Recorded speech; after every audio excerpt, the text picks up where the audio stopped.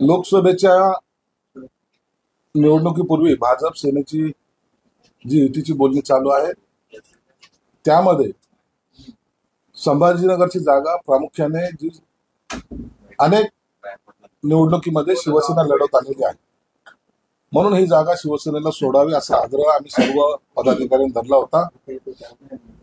मला वाटतं त्याबद्दल युतीमध्ये एकमत होण्याची शक्यता आहे आणि ही जागा शिवसेनेला सुटेल असा आमचा कयास आहे. जागा सुटल्यानंतर उमेदवार कोण असेल याचा निर्णय सर्वस्वी एकनाथ शिंदे साहेब घेणार आहे. परंतु एक निश्चित आहे की ही जागा लढवल्यानंतर जिंकून आणणं तेवढंच महत्वाचं आहे. याचा परिणाम मराठवाड्यातल्या सर्व जागेवर होतो, कारण की मराठवाड्याची उपराजधानी. म्हणून आमची जी जबाबदारी आहे ही सीट निवडून आणायची ती निश्चित आम्ही पार पाडणार आहोत. युतीच्या सगळ्या चर्चेमध्ये भाजपकडून यादी जाहीर झाली आहे महाराष्ट्रातल्या विसर्जनची. सध्यापर्यंत तुमची आणि राष्ट्रवादी काँग्रेसची यादी जाहीर झाली, ती कधी होणार त्या संदर्भातलं काय?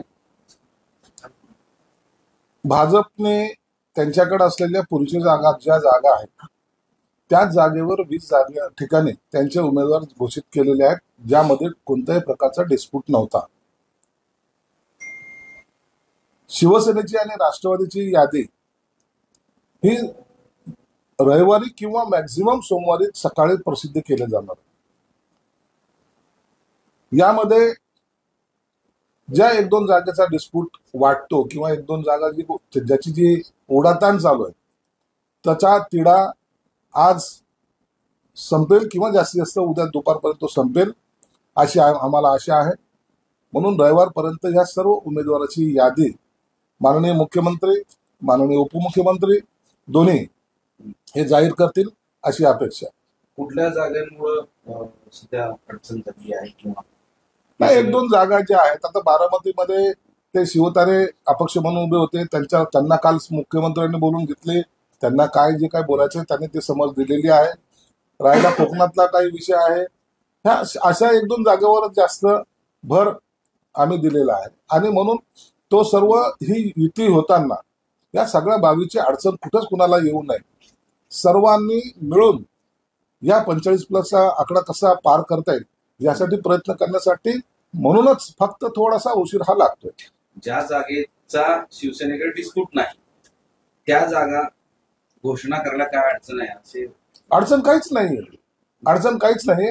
आणि त्याचा तिढा तर तेच सांगितलं की त्याची अडचण काही नाही, परंतु शिंदे साहेबांनी सांगितलं की आम्ही जॉईंटली प्रेस घेऊन याबद्दलचा जागा वाटपाची यादी ही जाहीर करणार.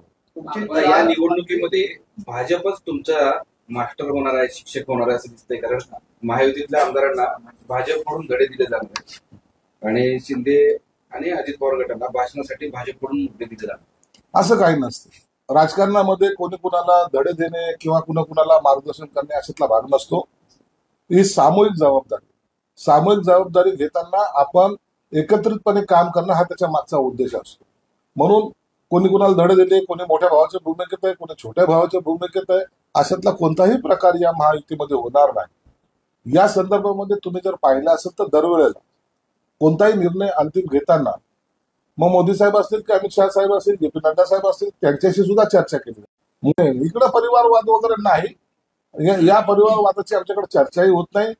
ज्यांच्याकडे परिवारवादाची चर्चा होते त्यांना ती अडचण आहे. त्यांना मुळात माहिती आहे की आपल्याला राजकारणामध्ये पाय रोवून राहिलंच पाहिजे, नसता आपलं अस्तित्व राहणार नाही. म्हणून ते आपल्या परिवाराचं सोय या अशा निवडणुकीमध्ये करत असतात. बरं, आता एक नवीन विषय समोर आलाय. असीम सरोदे यांनी एक यादी वाचून दाखवली, जे शिवसेनेचे 12 आमदार उद्धव ठाकरे यांच्याकडे परतणार असं त्याचं लावलं. असीम सरोदे हा शिवसेनेचा पक्षप्रमुख आता नवीन उदयास आलेला आहे. अनेक मागच्या काळामध्ये अनेक पोपट असे आले होते, त्यांची किंमत कमी झाल्यामुळे आता हा असीम सरोदे नावाचा नवीन पोपट आता उबाठा गटाला भेटलेला आहे. मला वाटतं तोच आता पक्षप्रमुखाच्या भूमिकेत आहे. बाकीच्यांनी घरी बसावे असे संकेत कदाचित त्यांनी दिले असावे. म्हणजे ही यादी त्यांनी वाचून टाकली ते खरी आहे? असे पोपट पंचीला कोण विचारतो? हे आपल्या प्रसिद्धीसाठी काही बोलत असतात, यांना कवडीची किंमत सुद्धा नाही. म्हणून अशा लोकांच्या प्रश्नावर आम्ही उत्तर देणं सुद्धा टाळतो. छत्रपती संभाजीनगरची जागा घेतल्या आता मी 3 दिवस आता मुख्यमंत्री साहेबांबरोबर होतो. याचा अर्थ सगळ्या चर्चा होत असतात, परंतु या चर्चेचा अर्थ असा होत नाही की याची उमेदवारी जाहीर केली, त्याची उमेदवारी जाहीर केली. पक्ष प्रमुख आणि पक्षाचे नेते, मुख्य नेते म्हणून एकनाथ शिंदे त्यांच्या पद्धतीने सर्वांची नावं जाहीर करतील. काल अजित पवार भाषणामध्ये म्हणाले की मी माझ्या एक जवळचा कार्यकर्ता त्याला मुक्का लावला होता, त्यालाही वाचवतो. राज्याचे उपमुख्यमंत्री अशा पद्धतीनं अशा आरोपींना जर वाचवतो त्याचा अर्थ बोधक आहे का? तुम्ही पण सरकारमध्ये म्हणू शकता. अजितदादा काय बोलतात त्यांचं उत्तर मी देणार नाही, पण तो अजितदादाची ती हिंमत असते, ते बोलतात. त्यांनी कुणी काय बोध घ्यावं हे त्यांनी ठरवावं. तर आता महायुतीकडे विनिंग कॅन्डिडेटला उमेदवारी दिली जाते. छत्रपती संभाजीनगरमधून किती लोक तुमच्याकडे आहे अशी की जे उमेदवारी मागतात? आमच्याकडे विनिंग कॅन्डिडेटच आहेत सर्व, आणि जवळपास 4 लढतोय, आणि ती अत्यंत ताकदीने आम्हाला लढणं गरजेचं आहे, आणि आम्ही त्या निवडणुकीमध्ये यश संपादन करणं हाच आमचा उद्देश असणार आहे. काहींचे तिकीट कापल्या जाऊ शकतात, काहींचे तिकीट कापल्या जाऊ शकतात. तिकीट कापल्या जाऊ शकतात, आता याचा निर्णयच एकनाथ शिंदे साहेब देणार आहे. आज त्याच्याबद्दल भाष्य करणं योग्य नाही ना.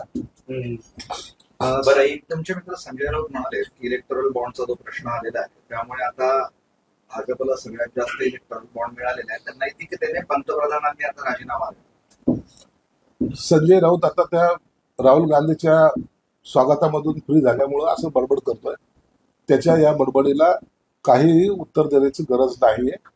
आज तो फार बिझी माणूस आहे. राहुल गांधी आज मुंबईत येणार आहे, त्यांच्यासाठी दिवाळी साजरा करण्याची जबाबदारी त्यांच्यावर असल्यामुळं त्यांना आज उत्तर प्रत्युत्तर देणं गरजेचं नाही. आजची सभा हे उठावा गटासाठी अत्यंत महत्वाची आणि स्वर्ण क्षण आहे. आता राहुल गांधीचं भाषण त्या शिवाजी पार्कहून आज सर्वजण ऐकणार आहेत, आणि संजय राऊत तिथं टाळ्या वाजायला बसणार आहे. म्हणून आजचा दिवस त्यांना आनंदात घालू द्या. उद्या यावर आपण सविस्तर बोलू. संजय राऊत असंही म्हणतात की निवडणुका पूर्णपणे ताब्यात घेण्याचा भाजपचा प्रयत्न आहे. जिंकण्याची खात्री नसल्यामुळे निवडणूक यंत्रणा ताब्यात घेण्यासाठीच ही सगळी पळापळ. काय याला अर्थ नाही, अर्थहीन असलेलं त्याचं स्टेटमेंट आहे, म्हणून त्याच्यावर नो कॉमेंट्स भरलेलेच बरं. आज विधान परिषद आमदार अपात्रते प्रकरणी सुनावणी आहे आणि दोन्ही बाजूकडून याचिका दाखल करण्यात आली. अमोल पेटकरी यांनी देखील केलेली आहे याचिका दाखल. होईल, आता सुनावणी होईल, त्यावर जो काही योग्य तो निर्णय दिला जाईल आणि त्याच्यावर पुन्हा अपील होईल. ही प्रोसेसचा भाग आहे. आणि मग काही लोकांना वाटतं की निर्णय आमच्या विरोधात आहे, ते अपीलमध्ये जातील. काही लोकांना फेवरमध्ये आहे, ते आनंद साजरा करतील. म्हणून याला प्रोसेस पूर्ण होऊ द्या, तोपर्यंत त्याच्यावर भाष्य करणं सुद्धा बरोबर नाही. देशभरामध्ये पेट्रोल आणि डिझेलचे भाव 2 रुपयाने कमी झालेले आहे. गेल्या वेळेस महायुतीने म्हणजे भाजप शासित जे राज्य आहेत त्या ठिकाणी पेट्रोलचे दर कमी करण्यात आले, मात्र जिथं काँग्रेसची सत्ता तिथं कमी करण्यात आलं. त्यामुळे कुठंतरी भाजपकडून किंवा महायुतीकडून ओरड करण्यात आली. मात्र आता परिस्थिती अशी आहे, केंद्राने पैसे कमी केलेले. राजस्थान सरकारने की महाराष्ट्रात का कमी होत नाही? असं नाहीये. सरकार आल्यानंतर उठावा गटाला आम्ही जेव्हा बंड केलं, उठावा गटामध्ये असताना पहिल्यांदा आल्यानंतर सर्वात पहिल्यांदा 5 रुपये कमी करण्याचं धाडस एकनाथ शिंदे साहेबांनी दाखवलं होतं. आज जे काही पेट्रोल डिझेलचे दर कमी होत आहेत, हा टेक्निकल मुद्दा आहे. हे इलेक्शनचा जुमला नाही. 2 रुपयांनी युनिट आज कमी झाले म्हणून काय भाजपने इलेक्शनसाठी केले नाही, 2 रुपये मिळाले म्हणून लोक मतदान करतील असं समजायचं काही कारणच नाही. म्हणून ही प्रक्रिया आहे. या प्रक्रियेनुसार रेट कमी झालेले आहेत. याचा अर्थ कुणी असं गैर काढू नये की भाजपने मतदाराला खुश करण्यासाठी काही रेट कमी केले. मात्र केंद्राने केली, मग राज्य कधी करणार? कारण राजस्थानने ऑलरेडी 2 रुपये कमी केले, त्यामुळे 4 रुपयाचा फरक पडतो. निश्चितच राज्य पण त्याच्यावर विचार करेल. आज कॅबिनेट आहे, यातही काही निर्णय होण्याची शक्यता आहे. झाले. विषय असा आहे की महायुतीमधल्या घटक पक्षांमध्ये प्रचंड नाराजी सुरू आहे. त्यात रासपचे महादेव जानकर हे शरद पवारांच्या भेटीला जाते. शरद पवारच्या भेटीला अनेक जण मान्यवर जात आहेत. जानकर जातील, आणखीन कोणी जातील, त्यांना शुभेच्छा. परंतु तुम्हाला या 2 दिवसानंतर आमच्याकडे येणाऱ्याची संख्या जर पाहिली तर तुम्हाला आश्चर्य वाटल्याशिवाय राहणार नाही. मोठे जे काही भूकंप आहेत हे येत्या सोमवारी तुम्हाला पाहायला मिळतील. शिवसेना उभाटा गटाच्या वाटाघाटीसोबत प्रकाश आंबेडकरांनी संभाजीनगरवर दावा सांगितला की जागा ते मागणार नाही. प्रकाश आंबेडकरची आघाडीची युती होणारच नाही हे तेवढं स्पष्ट आहे. आजची बैठक आहे, या बैठकीला प्रकाश आंबेडकरला न बोलवणं याचा अर्थ प्रकाश आंबेडकरची युती करायची नाही असे संकेत त्यांनी दिलेले आहेत. म्हणून या आघाडीमध्ये ही सुरुवात ही बिघाडीची प्रकाश आंबेडकरांना न बोलवल्यामुळे सुरुवात झालेली आहे. आणि मला नाही वाटत काँग्रेस हे आजचा त्यांचा मेळावा झाल्यानंतर या युतीचे बोलणीला बसतील. तर आघाडीमध्ये त्यांचं बोलणं व्यवस्थित नाही झालं, तुम्ही आवाहन करू ना आमच्यासोबत या म्हणून. कशाला आम्हाला नको, बस झालं आम्हाला, आमचे जे आहेत तेच बस झाले. आम्हाला या आघाडी बिघडीचे लोक नको. जागा नाही राहिली आता. आमच्याकडे नो वॅकन्सी फुल आहे, आमच्याकडे फुल असला जागा नाही. इच्छा जाहीर केली तर मुख्यमंत्री एकनाथ शिंदे यांनी लोकसभेसाठी मला जर इथं आशीर्वाद दिला तर मी आनंदाने छत्रपती संभाजीनगरची लोकसभा निवडणूक शिंदेच्या तिकिटावर लढेल. कोण म्हणतोय? विनोद पाटील. अनेक जण इच्छुक आहेत ना, विनोद पाटीलच काय, अनेक जण इच्छुक आहेत. अनेकांनी आपली इच्छा व्यक्त केलेल्या आहेत. निश्चित त्याचा विचार हा एकनाथ शिंदे साहेबांनी करायचा आहे, त्यांना तो निर्णय घेऊ द्या. तुम्ही ते जर आले तरी त्यांचं आम्ही स्वागत करू. कोणी जरी आमच्याकडे आले आणि त्यांना जर शिंदे साहेबांना जर वाटलं का हा योग्य उमेदवार आहे तर निश्चित त्यांचं स्वागत केलं जाईल. तुम्ही आता बोलताना असं म्हणाले सोमवारी तुमची यादी सुद्धा जाहीर होणार. सोमवारी काही लोकांचे पत्ते तुम्ही कट करणार आहेत. हे सगळं भूकंपाशी निगडीत. तुम्हाला सोमवारी चांगला एक भूकंपाचा धक्का पाहायला मिळेल. म्हणून 2 दिवस आता वाट पाहून सोमवारचा आपण जे काही निर्णय एकनाथ शिंदे साहेब त्यांच्या कौशल्याने घेत आहेत ते तुम्हाला पाहायला मिळेल. बरं, तो पक्षातल्या जागा काही जणांचे तिकीट कापणार असं म्हटलेलं आहे. ती संख्या नेमकी किती आहे आणि तिकीट कापणार आहे असं नाहीये, काही बदल करणार आहे. तर काही बदल हे नैसर्गिक असतात. म्हणून त्यांना कुणाला डावलणं हा त्यामागचा हेतू नसतो. सीट निवडून आणणं हा त्याच्या मागचा उद्देश असतो. आणि एखाद्याचं तिकीट कापलं म्हणून दुसऱ्याला दिलं तर तो काही पदाधिकारी नाही अशातला भाग नाही. तुम्ही जर आता भाजपची यादी पाहिली असेल, 4 लोकांचे तिकीट काढले, 4 लोक पदाधिकाऱ्यांना दिले. म्हणून एखाद्याचा तिकीट कापून इतर पक्षातून आलेल्या लोकांना काहीतरी द्यायचं असातला तो काही प्रकार नव्हता. पक्षातल्या लोकांच्या अंतर्गतच इतरांना संधी देणं हा त्याच्या मागचा उद्देश असतो. असे किती लोक अशा किती ठिकाणी होऊ शकता अंदाजे? आता होईल 2-3 ठिकाणी तर होण्याची शक्यता नाकारता येत नाही. प्रत्येक भाजप म्हणतोय की आमचा उमेदवार आपल्याला जागा घ्या, तुम्ही म्हणताय आपल्याला जागा घ्या. याच्यातून निवडणुकीपूर्वी तुमच्या युतीमध्ये वैचारिक आणि तुमच्या पातळीवरचे पक्षीय पातळीवरचे मतभेद दिसून येत नाहीत असं वाटत नाही? निवडणुकीच्या काळामध्ये पक्षाचा कोणताही कार्यकर्ता ज्या ठिकाणी तो राहतो, ज्या ठिकाणी त्याचं कार्य म्हणजे तो आपलं काम करतो, त्याला असं वाटतं की या वेळेला या निवडणुकीमध्ये मला संधी मिळाली.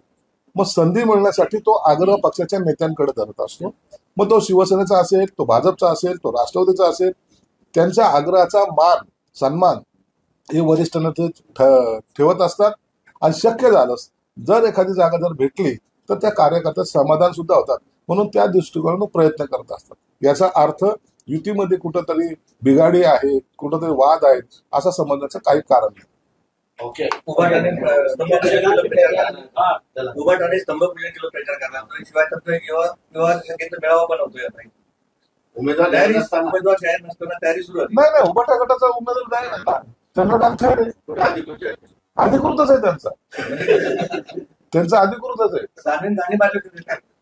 आता दानवेली का दांडी मारली हा त्यांचा प्रश्न आहे, परंतु उभाटा गटाचा उमेदवार इथं चंद्रकांत खैरे आहेत हे नक्की आहे. तुम्ही घोषित करायला आम्हाला माहिती त्यांच्या आतल्या सर्व खबरा हे आमच्याकडे असल्यामुळं आम्ही तुम्हाला 100% सांगतो, बॉन्डवर लिहून देतो. चंद्रकांत खैरे ते त्यांचे उमेदवार आहेत. त्यांनी बाजी मारली तुमच्यापेक्षा. मग काय तू सिनियर विचार त्यांच्या ग्राउंडवर तुमचा डोळा होता. त्यांचं जिथे ऑफिस आहे त्या ग्राउंडवर तुमचा डोळा होता असं म्हणून आवडलंय त्यांनी पास होतंय का सगळे? आम्हाला अशा जागा याचा डोळा ठेवायची गरज नाही. आम्ही डोळा कधीच मारत नाही, डायरेक्टच आलिंगन देत असतो. म्हणून या सगळ्या गोष्टी ज्या आहेत कथोकल्पित असतात. आम्हाला ही जागा पाहिजे, त्या जागेवर काहीतरी नारळ फोडल्याने काही होणार आहे, अरे आम्हाला त्याच्याशी गरज नाही. आमची इतकी मजबूतीने आम्ही उभे आहोत की आम्हाला कुणाच्या जागेवर डोळा ठेवणे, डोळा मारणे हे प्रकार आमच्याकडे घडत नाही. आता आम्हाला फक्त टार्गेट एकच आहे, संभाजीनगरची जागा जिंकणे. पण त्याने तिथे गोमूत्र शिंपडून जागा खैर ते गोमूत्र शिंपडतील, आणखीन कुठं काही पाणी टाकतील, काही नारळ टाकतील, काही आणखी सुपारा टाकतील, ते त्यांचा प्रश्न आहे तो. आता त्या माणसाला पहिल्यापासून अंधश्रद्धेचा एक वेळ आहे. त्यामुळं त्या जागेवर तुम्ही पण जाऊ नका, नसतं तुम्हाला काहीतरी लागण व्हायची शक्यता नाकारता येत नाही. खासदार इंद्र जलील यांनी आम्ही 2024 ची निवडणूक जिंकू म्हणून स्टिकर लावणं सुरू केलेले आहे, कसं बघता आपण? उमेदवार आपला प्रचार करताना आपली एक स्टाईल मी करत असतो, त्यांनी त्याची स्टाईलनी केलेलं आहे. परंतु या वेळेला एमआयएम या जिल्ह्यामध्ये नावालाही राहणार नाही एवढं मात्र निश्चित आहे. त्यांनी असं देखील म्हटलं आहे की महाराष्ट्रामध्ये 6 ठिकाणी एमआयएमचे उमेदवार जाहीर करणार आणि जे नाराज असतील त्यानंतर आम्ही सर्वात शेवटी यादी जाहीर करून हा आकडा वाढवू शकतो. वाढू शकतात ते आकडा उमेदवार उभे करण्यासाठी वाढू शकतात, पण निवडून येण्यासाठी ते या वेळेला 0 राहणार. शंभूराज देसाई ने मुंबई तक की चौड़ी पर कहा है कि सीट बंटवारे को लेकर अमित शाह ने बताया था कि 2.5 साल के लिए करेंगे और उद्धव ठाकरे ने भी कहा था, उस पर शंभूराज देसाई ने कहा कि संजय सिरसाट को कैसे पता चला था ये सारा मामला?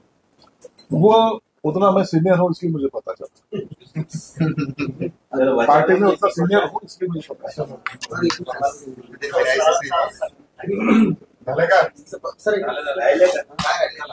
हिंदी मध्ये कोण हिंदीमध्ये कुठे दाखवणार?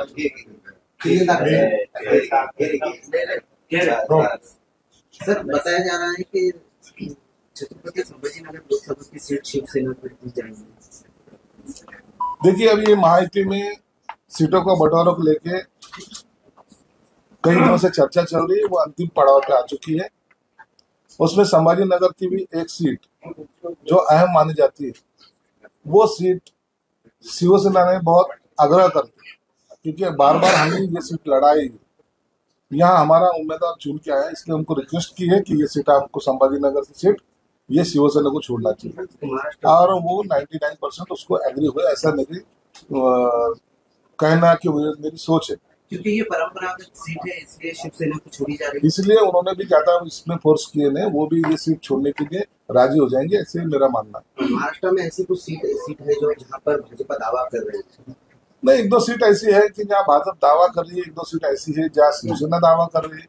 ये सब दावे प्रति दावे जो होते हैं इलेक्शन के दौर में ये होते रहते हैं. वहाँ का जनरली वहाँ का जो कार्यकर्ता रहता है जिसको लगता है कि ये सीट अपने लड़ाना चाहिए, वो नेताओं की तरफ जब मांग करता है तो उसकी मांग का सम्मान करते हुए वो सीट उनको कैसे छोड़े जाए इसके लिए नेता भी प्रयत्न करते हैं. उसी तरीके से ये सब बंटवारे के टाइम होते रहता है, लेकिन आखिर को पार्टी बोल के जो निर्णय लेना है वो पार्टी के वरिष्ठ नेता लेते हैं और उसको सब लोग जो कार्यकर्ता है उसको एग्री करते हैं. राहुल गांधी का दौरा हो रहा है अभी, आप सभा भी होने वाली है महाराष्ट्र में, मगर ये दौरे में कुछ आपको नुकसान हो सकता है. नहीं, इस दौरे का नुकसान कुछ नहीं है. ये भारत जोड़ो क्या होता है, भारत टूटा का है. भारत जोड़ो का मतलब ही हमें समझ में नहीं आता, लेकिन उनकी वो रैली चल रही है, पार्टी का वो प्रोग्राम है, उन्होंने करना चाहिए. लेकिन सबसे बड़ी बात है पार्टी के कार्यकर्ता से ज्यादा खुश उबाटा के नेता लोग हैं. उनकी अगुवाई में वो अभी मुंबई में रेड कार्पेट डालने वाले हैं, वेलकम टू मुंबई ये से बैनर लगाने वाले हैं. जो बाला साहब अगर ऊपर से देखते होंगे तो वो अगर उनका बस चले तो इनको जूते मारने में कम करते नहीं थे, लेकिन चलता है. सत्ता का यूज कैसा करना, पार्टी का यूज कैसा करना है वो उनके वरिष्ठ नेता डिसाइड करते हैं. लेकिन अब जनता इन ऐसे जो गद्दारों को जो बाला साहब के विचार के खिलाफ गए उनको छोड़ेंगे नहीं. एमआईएम को कैसा देखते हो खासदार इलेक्शन? एमआईएम अभी कुछ रहने वाला नहीं. एमआईएम की यहाँ ही नहीं महाराष्ट्र में कहीं भी एमआईएम का कुछ भी वजूद रहा नहीं है, ना यहाँ की सीट चुन के आएगी.